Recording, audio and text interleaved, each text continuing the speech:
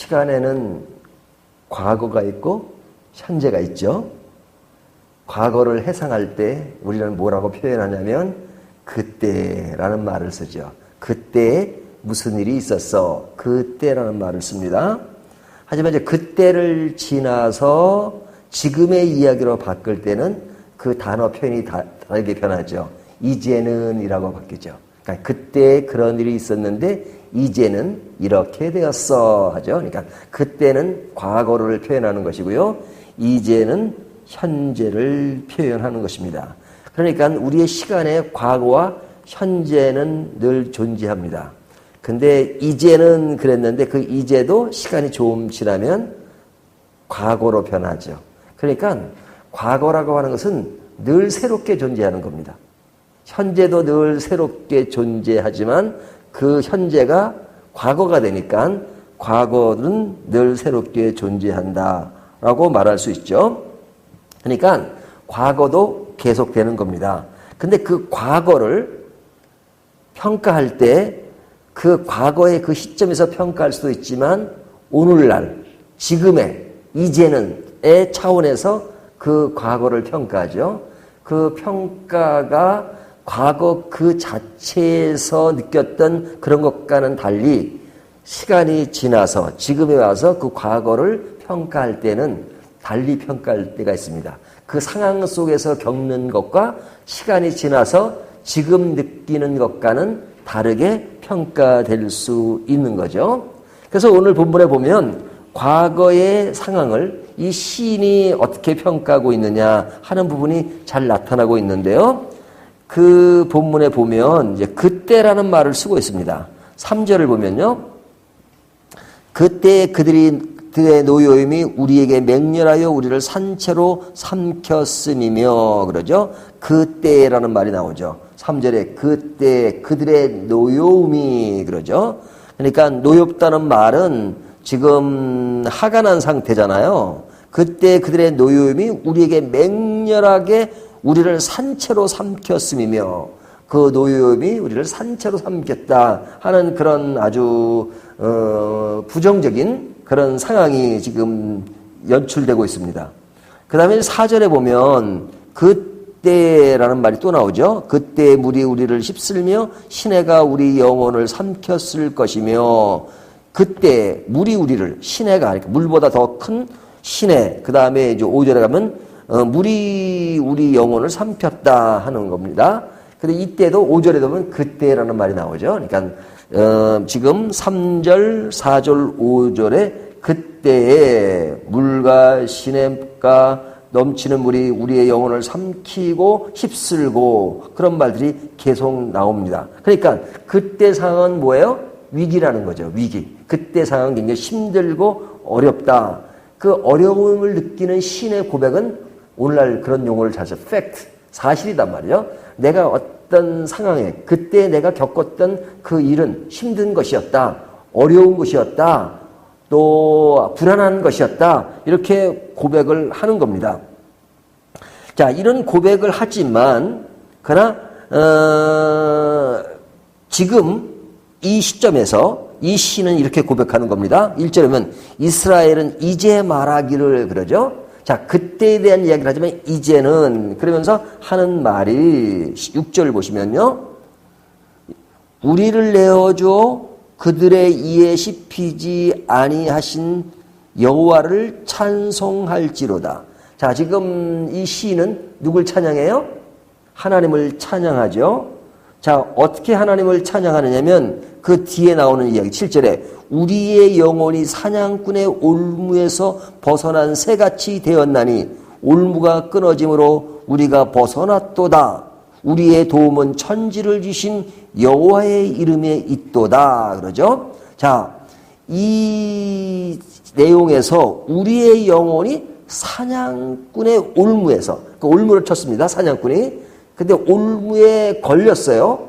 걸렸을 때 그 새는 지금 위기를 만난 거죠. 하지만 어떻게 됐다고요?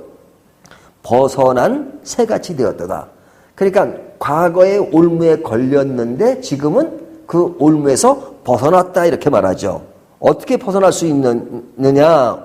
올무가 끊어짐으로 우리가 벗어났도다. 그 올무가 끊어졌습니다. 끊어지니까 벗어날 수 있는 거죠. 자, 그러면 올무에 걸렸던 과거가 있는 거예요, 없는 거예요? 있는 거죠. 그때 올무에 걸린 새는 힘들었을까요? 힘들지 않았을까요? 당연히 힘들었죠.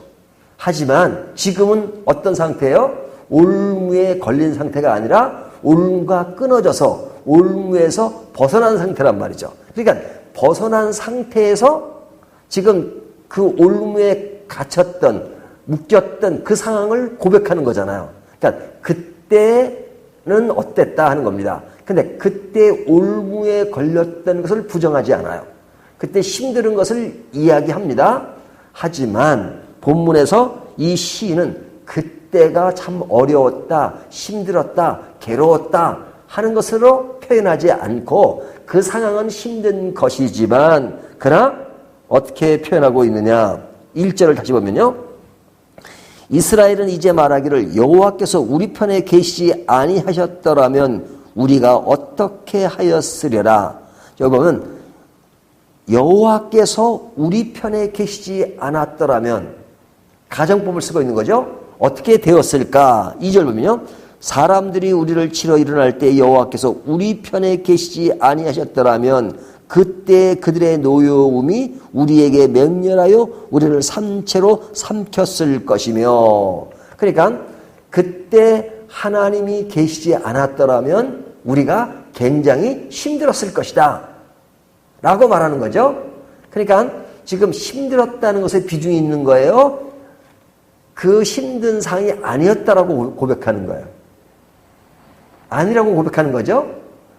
하나님이 함께 계시지 않았더라면 힘들었을 텐데 하나님이 함께 계셔서 힘들지 않았다라고 고백하는 거죠. 그러면 실제로 시인이 힘들지 않아서 이렇게 고백하는 것이 아니죠. 강조점이 어디에 있냐면 힘들지 않았다에 있는 것이 아니라 그때 하나님이 우리와 함께 하셨기 때문에 우리는 그 상황을 잘 견딜 수 있었다라고 말하는 것이죠. 그러니까 우리가 이제 지나간 세월을 회상할 때 그때는 힘들었지만 이렇게 세월이 지나서는 그때 상황을 쉽게 얘기할 때가 많죠. 그때는 너무너무 힘들었지만 지나고 나니까 그거는 참 뭐 힘들긴 했어. 하지만 그때 그런 상황이 있었기 때문에 내가 더 잘할 수 있고 내가 성숙해질 수 있고 내가 지금 이런 생각도 할 수 있었어라고 고백하는 경우가 있잖아요. 그러니까 이 시인도 마찬가지입니다. 그때가 내가 이런 상황을 겪고 있는데 하나님이 함께 하지 않으셨다면 내가 굉장히 힘들었을 거야. 하지만 지금 생각할 때 힘든 것이 아니었다라고 고백하는 거죠. 그러니까 그때는 어디에 의해서 새롭게 재평가되고 있는 거죠. 지금의 시점에서.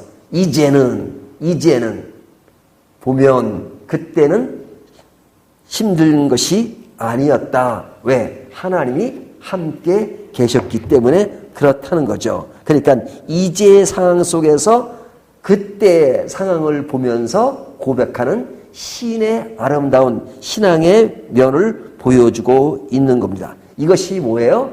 믿음으로 사는 자의 모습이에요.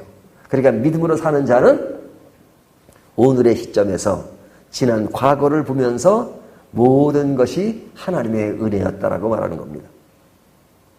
그때는 저 정말 힘들었어요. 하지만 지금 생각해보면 하나님의 은혜였고 하나님이 함께 하지 않으셨다면 나는 그 위기 상황을 위기로 끝나고 정말 힘들었을 거예요. 하지만 이제 생각해보니 그때는 힘든 것이 아니었어요. 왜? 하나님이 우리와 함께 계셨기 때문에. 믿음의 사람이라고 해서 위기가 없고 고민이 없고 고독이 없고 어려움이 없고 실패가 없고 좌절이 없고 분노가 없는 것이 아닙니다. 하지만 그런 모든 것들을 주님의 사랑과 은혜 안에서 다시 그것을 보면서 그것이 하나님의 은혜였다. 그런 것을 통해서 나를 새롭게 만들어 가시는 그런 것을 다시 한번 평가하고 회상할 수 있는 것.